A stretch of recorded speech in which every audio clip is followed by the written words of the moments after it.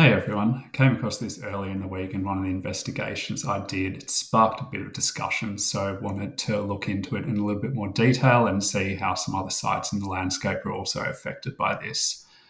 Basically, Catch has used what looks like a third-party external plugin to automatically generate a whole range of URLs.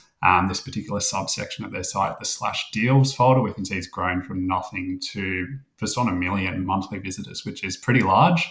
As of November 22, it's then tanked off down to less than 200,000 monthly visitors at the moment. So quite a huge decline there.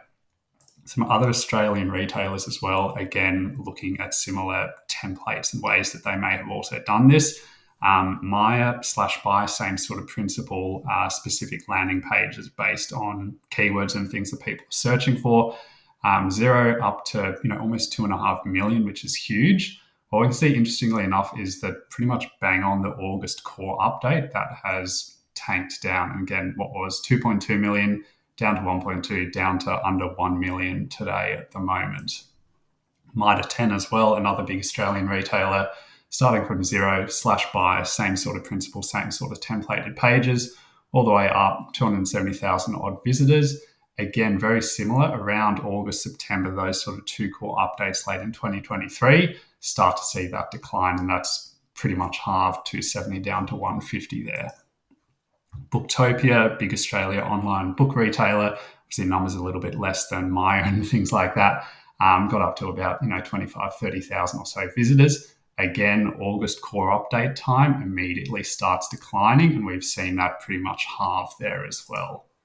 House.com.au, online sort of homewares, kitchenware type retailer.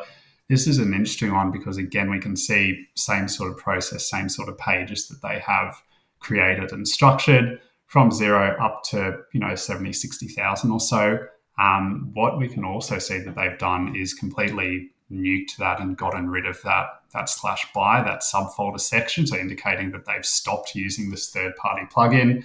If we look at some of the pages that were created in that around the time, and again, you can see the sort of template and the style that they run with.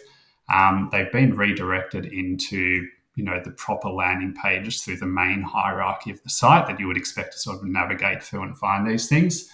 But what we're seeing traffic-wise for House is that they've, at the time of doing that, mid-2023, more than halved their organic traffic.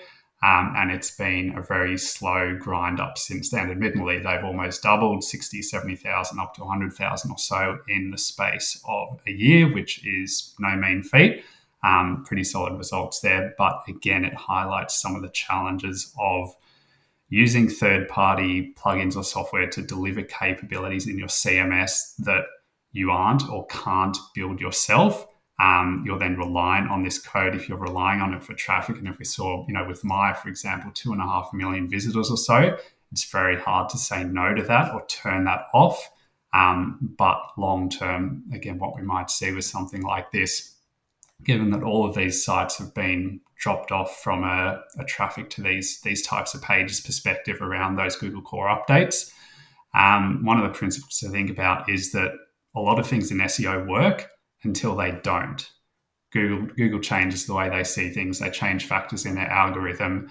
Again, if I had to take a top line guess from this, I'd say that, having pages and subcategory pages linked from a clear e-commerce structure versus just on a separate standalone subfolder with less strong internal linking from main menu and navigation sort of elements, could potentially be a factor or a conclusion that you could draw from this and say, look, that's something that Google's looking for.